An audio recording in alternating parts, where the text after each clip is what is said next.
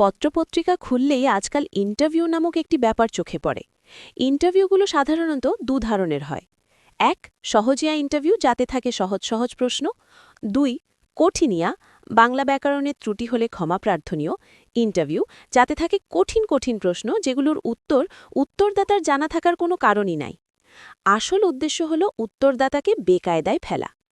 এবার হুমায়ুন আহমেদ সাহেবের মুখে শুনুন উল্টো কঠিনিয়া ইন্টারভিউ গ্রহীতাকে কিভাবে বেকায়দায় ফেলা যায়।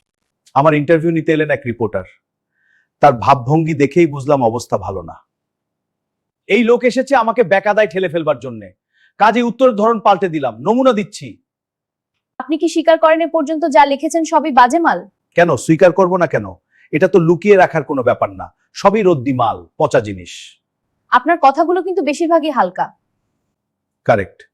তবে আপনি বোধহয় ভদ্রতা করে বলছেন বেশিরভাগই হালকা। আসলে সবই হালকা। আপনি যেমন জানেন, আমিও জানি, অন্যেরাও জানে। পুরানো কথা তুলে লাভ কি?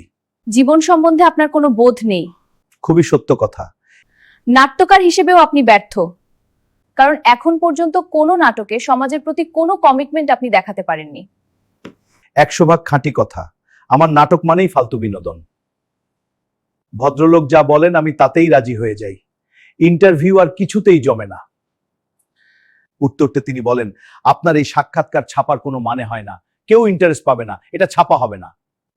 ইন্টারভিউর এটাই হচ্ছে মূল কথা, পাবলিক ইন্টারেস্ট পাবে কিনা। যারা সাক্ষাৎকার দেন তাদের বেশিরভাগই এটা বুঝতে পারেন না। তারা মনে করেন প্রশ্নকর্তা বুঝি সত্যি সত্যি তার সম্পর্কে জানতে চান। এই বিশ্বাস থেকে দীর্ঘ সময় ভেজর ভেজর করেন। পাবলিক মজা পায়, পত্রিকা বিক্রি হয়, ইন্টারভিউ এটাই হচ্ছে সার কথা।